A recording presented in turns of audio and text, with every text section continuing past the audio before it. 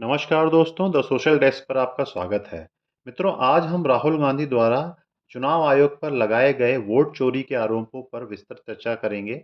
हम समझेंगे कि इलेक्शन कमीशन ऑफ इंडिया का इस पूरे मामले पर क्या रुख है और इस पूरे मामले पर कानूनी एवं लोकतांत्रिक निहितार्थों का क्या असर होने वाला है। दोस्तों, यह वीडियो किसी राजनीतिक दल के समर्थन या विरोध के बजाय तथ्यात्मक जानकारी पर केंद्रित है।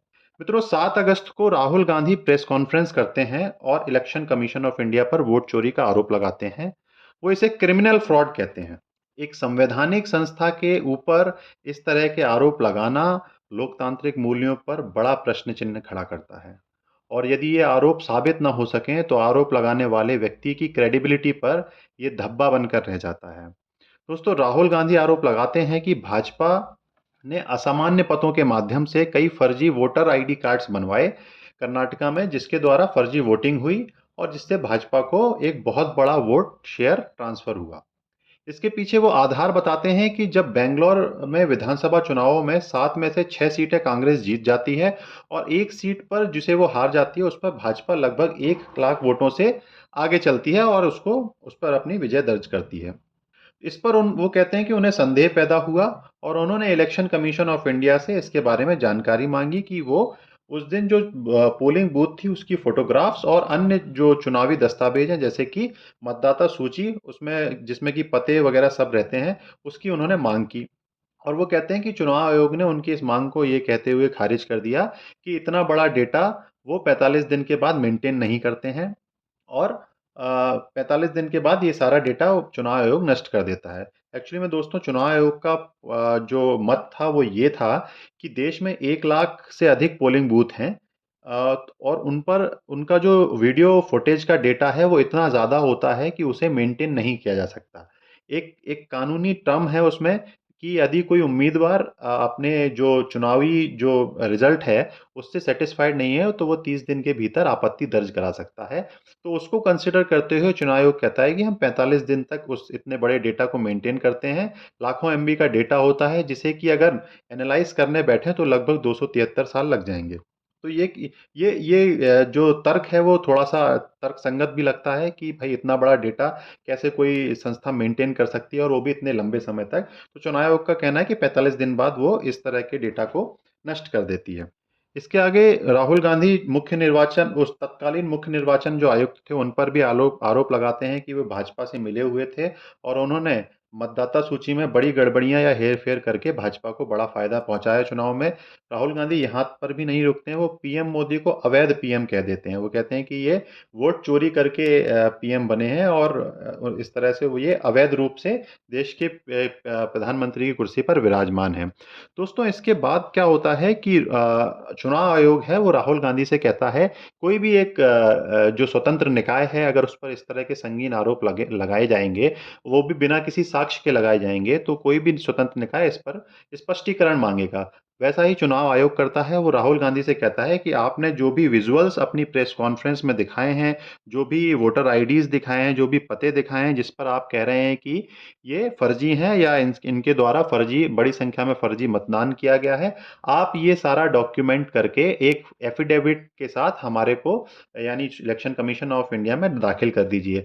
वो कहते हैं, चुनाव आयोग कहता है कि अगर आपको अपने साक्ष्यों और अपनी बात पर पूरा भरोसा है कि आप जो कह रहे हैं एकदम सत्य है और आपके पास सॉलिड प्रूफ है, तो आप एक एफिडेविट के साथ इसको चुनाव आयोग को भेज दीजिए। हम देखते हैं कि इसमें क्या कार्रवाई की जा सकती है और आगे की रूपरेखा क्या होगी।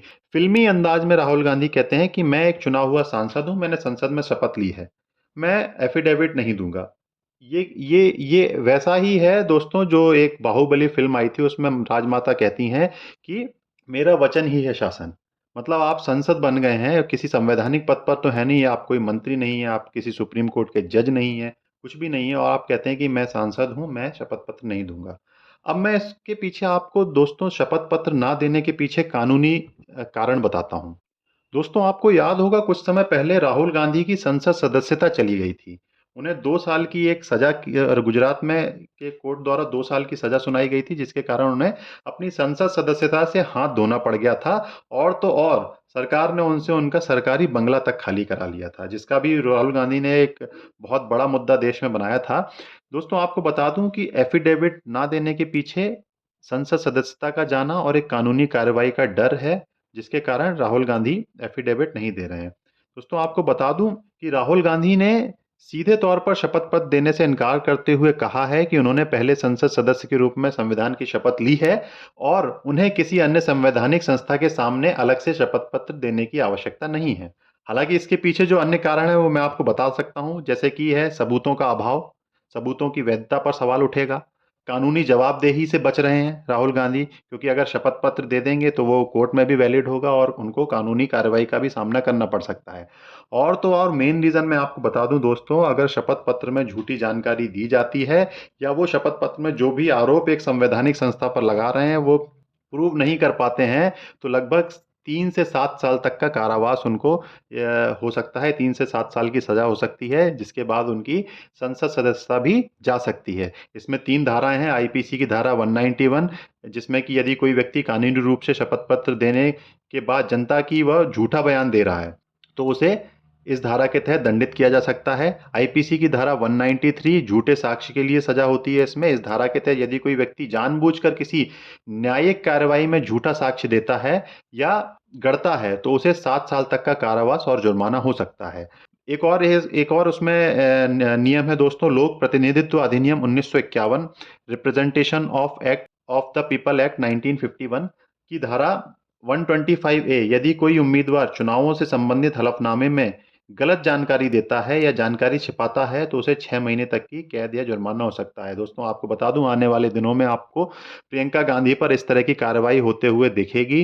जैसा कि अब मैं इस पर चर्चा नहीं करना चाह रहा हूं, अभी रॉबर्ट वाड्रा वाले केस में उन्होंने एक गलत हलफनामा अपनी जमीन को लेकर दिया है, जिससे उनकी संसद सदस्यता खतरे में आ सकती है। तो दोस्तों, ये कुछ कारण थे जिसकी वजह से राहुल गांधी जो एफिडेविट देने और साक्ष्य देने से बच रहे हैं। दोस्तों, भारतीय चुनाव आयोग एक संवैधानिक संस्था और स्वतंत्र निकाय है और अपनी साख और विश्वसनीयता बनाए रखने के लिए इलेक्शन कमीशन ऑफ इंडिया के पास क्या कानूनी रास्ते उपलब्ध हैं, इन पर हम चर्चा कर लेते हैं। दोस्तों, पहला जो रास्ता है वो है मानहानि का मुकदमा। यदि इलेक्शन कमीशन ऑफ इंडिया को लगता है कि उस पर लगाए गए आरोप निराधार हैं और उसकी प्रतिष्ठा को नुकसान पहुंचा रहे हैं तो वह संबंधित व्यक्ति या संस्था के खिलाफ मानहानि का मुकदमा दायर कर सकता है।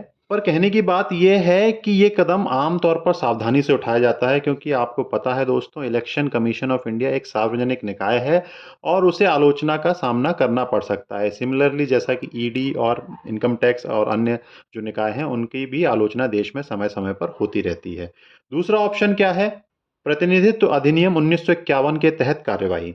चुनाव से संबंधित किसी भी गलत कार्य या उल्लंघन के लिए इलेक्शन कमीशन ऑफ इंडिया लोक प्रतिनिधित्व अधिनियम 1951 के तहत कार्रवाई कर सकता है।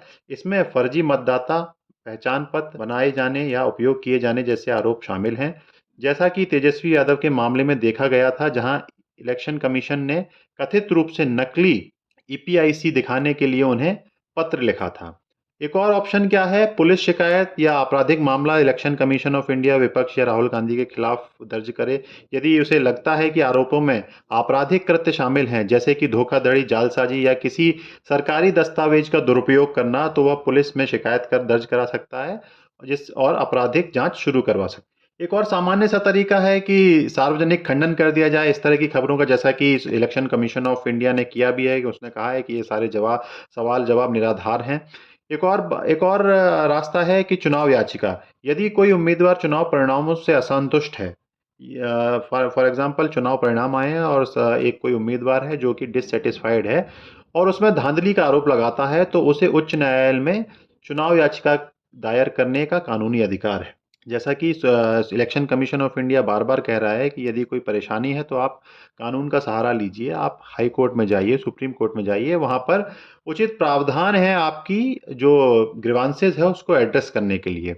इलेक्शन कमीशन ऑफ इंडिया आमतौर पर यह बताता है कि चुनाव से संबंधित सभी विवादों का निपटारा इसी कानूनी प्रक्रिया के माध्यम से होना चाहिए। अदालत की अवमानना, कंटेम्प्ट ऑफ कोर्ट। हालांकि इलेक्शन कमीशन ऑफ इंडिया को सीधे तौर पर अवमानना का अधिकार नहीं है, क्योंकि ये कोर्ट नहीं है, ये एक संवैधानिक संस्था है। जैसा कि न्यायालयों को अधिकार होता है। लेकिन यदि कोई व्यक्ति उसकी वैध प्रक्रियाओं या निर्देशों में बाधा डालता है या उसे बदनाम करने का प्रयास करता है, तो इलेक्शन कमीशन न्यायालय के माध्यम से ऐसे मामलों में हस्तक्षेप करा सकता है।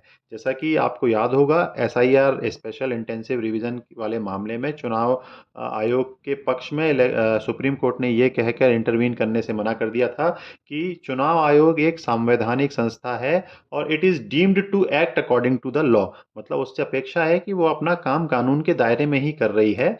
इसलिए सिलेक्शन कमीशन ने एसआईआर पर किसी तरह का कोई भी स्टे देने पर विपक्ष की मांग का खंडन करते हुए इस मामले पर इलेक्शन कमीशन ऑफ इंडिया के पक्ष में अपना फैसला सुनाया था। वर्तमान स्थिति में दोस्तों, ईसीआई ने राहुल गांधी से शपथ पत्र दाखिल करने या माफी मांगने की मांग करके अपनी साख बचाने की पहल की है। यदि राहुल गांधी ऐसा नहीं करते हैं और अपने आरोपों को पर अडिग रहते हैं, तो ईसीआई के आगे की कानूनी कार्रवाई करने के लिए रास्ते या विकल्प खुले रहेंगे। तो आज के लिए बस इतना ही। आप बने रहिए द सोशल डेस्क के साथ। For more insights into global strategic affairs analysis, please do like and subscribe this channel.